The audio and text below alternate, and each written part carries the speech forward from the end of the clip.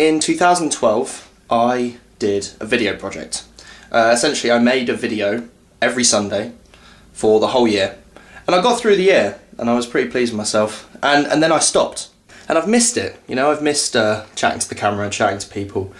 So I figured that's what I'm going to do this year. I'm going to make more videos every Sunday. Again, keeps the same format, but make it informal because I don't like having too much of a structure to it. I just want it to just sort of happen. So who knows what you're going to get every Sunday. I don't know what I'm going to talk about, but I do have a topic that I want to talk about this week, and that is New Year's resolutions.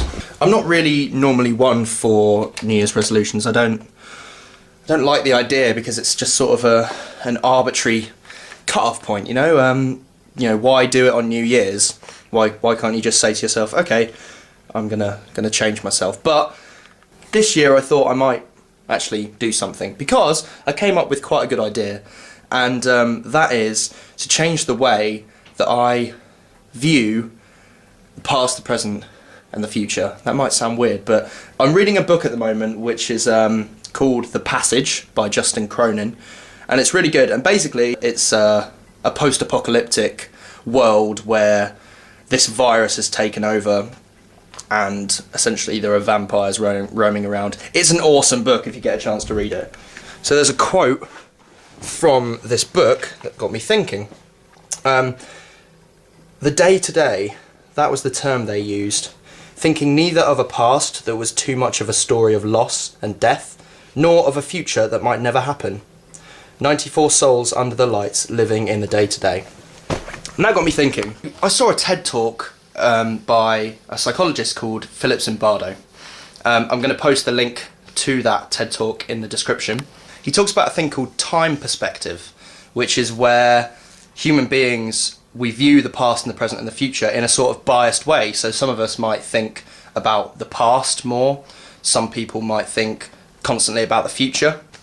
And these can be positive and negative. So for example, you might only focus on the negative things in the past, and you might you might become so enveloped in thinking about the future. For example, if you're a dad and you're trying to work so hard to pay for your children's university fees or whatever, you become so enveloped in that you forget to actually engage in the present.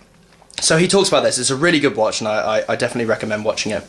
And that got me thinking, because for the past year I've sort of been mainly focused on thinking negatively about the past because, you know, some pretty crappy things have happened over the past years. What I want to do is to start thinking more about the present, looking after myself in the present, focusing on the future a bit and trying to look ahead rather than looking behind, because that's what I've been doing.